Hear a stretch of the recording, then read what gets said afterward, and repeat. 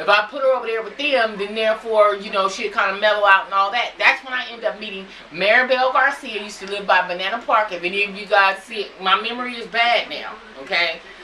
Maribel Garcia was one of my best friends. She also, I went to Mark Keppel. So my fighting began in elementary school, okay? Mark Keppel was the first elementary school that I had gone to, and at that time I had met this girl named Maribel Garcia. I thought I was Madonna, borderline, all that. We was time after time. We was all that. What was that culture club? I travel for you, whatever that. Chameleon. We was all that. We had our shit on. We had our motherfucking this right here, motherfucking that. All that. Okay, we was that. Okay, I was just the black one. Okay, and So Maribel Garcia, yeah, I had to bring that down and start talking about something else because I was getting ready to get too dark. But yeah, so I began going to Paramount District back in the 5th grade. And then after going out from Mark Keppel, I went on to Alondra. Then from Alondra, that's when I got kicked out of the district. I had to go back to Compton District. Boom. I ended up going to Whaley. And then that's when it was really going down because them black bitches wasn't having it like the other ones. You know what I'm saying? Them other ones, I can kind of push them over and, and fuck them up and do all kind of crazy shit and, talk shit. I was like, it was like, 3 o'clock high. You know how like there's always one chick at the school that everybody was afraid of? It was like that. And there's something that I'm not proud of, so please don't misunderstand me. I'm far from any of that, okay? I'm no bully. I come in peace. That was just a part of my life where I was battling some things as a young girl, and that's the way I took out my frustrations, was fighting people that I felt that were weaker than me because I could not fight my predator. You understand? So I'm saying this lightly. This is no extra twist. I'm just sharing some things with you today. And so I guess this was just placed upon my heart because I was laying in my bed. I was watching the news and I was reading you guys' messages and, you guys thinking, I guess I got a 2-piece by Kenny. And I'm just giving you some of my background and just let you know that, no, I will fuck your ass up. I'm not none of that. I've never been physically harmed by a man. I've never been physically never by a man. So please know that didn't happen. Know that, okay? And so anyway, so Maribel Garcia, Stephanie Massenberg, Kenya Robertson. And Kenya Robertson, last week you guys know that I was talking about Kenya, and she's on my Facebook and she's getting married. And I was like, oh my God, Mrs. Bivens is getting married. She was a Michael Bivens fan. I was Ralph Tresvant's wife. Thank you kindly, back in that day. And so Kenya lived right behind Mark Keppel, some real beautiful houses back there. Her mom was a cop back then while we were in the 6th grade, 6th or 7th grade or whatever. And so her mom just retired. So back in the 6th or 7th grade, her mom was a cop then. Did you just hear me say her mama just retired? And so she had it on her Facebook, which prompted me to, to speak on it. Like, wow, like Kenya, And in the midst of me, stalking her Facebook, I noticed that she was getting married. And so I had to reach out to her. And when I reached out to her, oh my God, when my girl called me, she called me when I was making that blue jumpsuit the other day. And when I tell you, oh my God, it just brought so many memories and things back. And when I was in LA for the weekend, this past weekend, I had a wonderful time. We're going to talk about that shit too. But when I was down there, so she was like, we need to hook up. I was like, well, shit, bitch, we're going to meet up over here, Golden Bird, whoop-de-whoop-de-whoop. You know what I'm saying? We was on some whole Compton shit, And so, and lo and behold, as I'm at the Jazz Festival, I ran into another very good friend of mine back in that day that I was really, really close to as well. I was always Miss Most Popular in school. I've always heard. Now, I wasn't one of the most likely to succeed because I was one of the motherfuckers that wears the bell rang, bitch, I'm still right there in the motherfucking quad posted up like I ain't heard nothing. You hear me? The teachers was cool all the way to high school. And what's so crazy though, I'm not going to tell you what high school, but in the 12th grade, this was my 12th grade year, one of my teachers had a little something about me. You know what I mean? And because in the 12th grade, you know, I had grew into my thickness. I had no baby, so of course my body was tight. All this right here, you get jiggly and shit after you have children to kind of break your body down. But in the 12th grade, I think I weighed about 220 in the 12th grade, but 220 stacked. Now you see these little young ladies that's walking to school and they 200, and you can see, so you can kind of get a feel for those of you guys that do have daughters that got full combination plates like my daughter do in the 9th grade.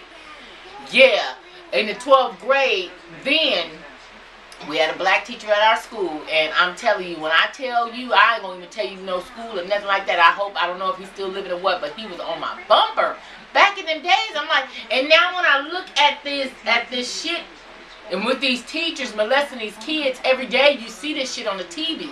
And it's like, wow, because this teacher that I had, I'm not going to mention the school, but oh my God, I don't even know how the fuck I passed you. I don't know how I passed you because, everybody knew that math has always been an antagonist of mine. Math, when it came down to English, oh my God, what we write, MLA style, what we doing, English, and that is why my language is so broad. Now, people probably make fun, but see, people make fun of me because they want to find something to stand on to possibly make me feel a particular kind of way, or, I get all kind of hate mail on YouTube. It goes with the territory. I'm used to it now. I don't give a fuck what they say. You know what I'm saying? You ain't walked a mile in my shoes, baby, nor are you standing where I'm at. So it don't matter. But back in them days, and even in my college days, English has always been my strength. I know I talk like a sailor. I know I can probably say some words that's probably in the wrong spot. You know what I mean? Sometimes, especially when I'm on the roll, I really don't give a fuck what comes out of my mouth at that point in time because I'm just on one, baby. It's like a light switch. Like a light or something just clicked on. I'm not bipolar. I know one of my girls hit me off with last night. Tina, I don't give a fuck what you say. You bipolar. You know what? If I'm that, I've never been diagnosed with that. Let me just say that. I've never been diagnosed schizophrenic. I've never been diagnosed bipolar. Not to say that any of those mental disorders is a reason to fray. But I've never been diagnosed with any of that. After my mom died, yes, I was diagnosed with anxiety and insomnia. I could not sleep. I was battling a whole bunch of things then.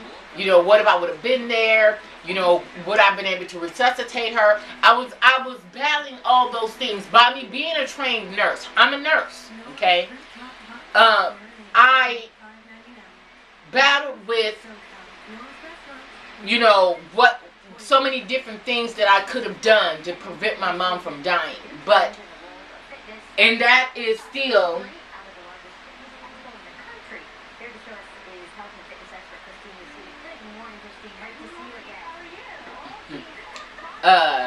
Gina, shout out, holla, you and them badass cakes in a minute. But, I battled with that, and it was so many things, around the time when my mom died, after she had passed, and I looked back at it, and I was like, well, wow, is there something I could have did? But I remember, because I was in New York City, I was working on a calendar campaign, okay, and at that time, my body was bad. See, y'all don't even know me then. But see, nobody really knows from whence I came or what I've been through and all those. You guys don't know. You guys just know what I tell you. But unless Random House or some motherfucking body is going to pay me to put this book out, then therefore there it is. And can I get a biopic? A biopic or whichever word, because I know somebody going to correct by it. It don't matter. Okay? But whatever, then hell, I'm going to let it rip and let it rain. It's no problem. Okay? But, I was out there working on that from an old school MTV cat that worked for MTV for many years and all that.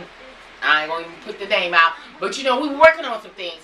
And then I had got the call, not only him, but, and then I was seeing this other guy too in New York City. Anyway, But, and that's when I got the call that my mom had died that morning, and it just shook everything up, and I just left everything alone. At that point in time, I just completely fell off, and I was depressed for a long, long, long time. Okay, I was depressed for a long time, and then here came Kenny, and then here we go today. Okay, so, but anyway, and at any rate, let me get back to my old school friends and things. So Maribel Garcia lived across from Mark Keppel Elementary School. She lived over there by Banana Park. I don't know if she's still living, but I would really, really, really like to see her again in my life. Again, Kenny Jernigan, if you guys, anybody ever know him, his name was Kenneth Jernigan. Hit me up, let me know that he's still living. He's in the Gardena area, Hawthorne area. He was, the last address that I think I had on him was Hawthorne. As a matter of fact, me and my mama went over there looking for him, and he wasn't there. Yeah, I would love to see him again in my life. So that brings us to the current. Oh, and there's another girl named Michelle Wright. I think your last name was Wright. Me and her was really, really close too. She was talking to Kenny's friend, and his Tone. I think his name was Tony.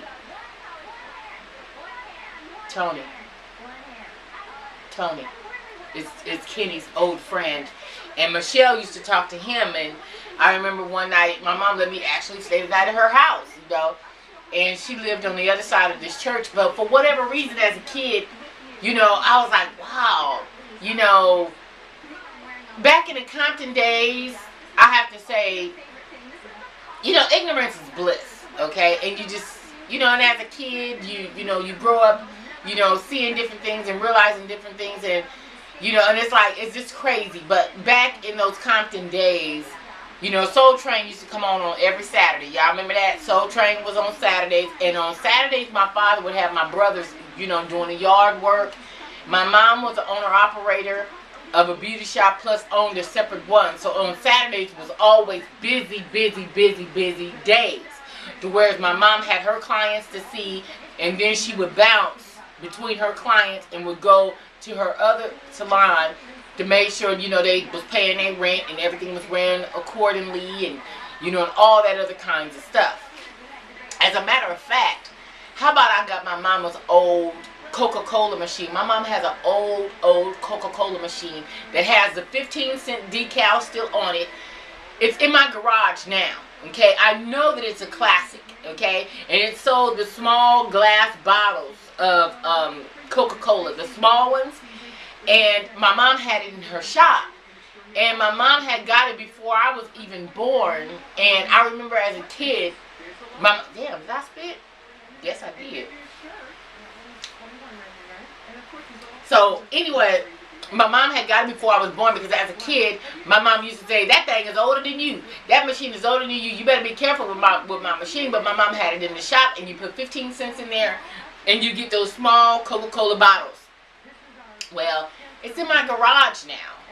And so I was telling my kids, you know what, that's probably worth a whole lot of money, because I'm 40 years old, I'm 41, and it was before I was even born that she bought it.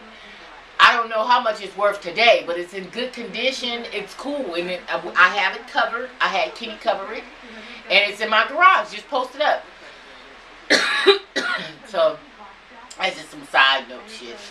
But anyway, so Saturdays were always busy. So, but on those Saturdays, Jehovah's Witness would always come around on Saturdays for whatever reason. But at that time, we were kids, we didn't know.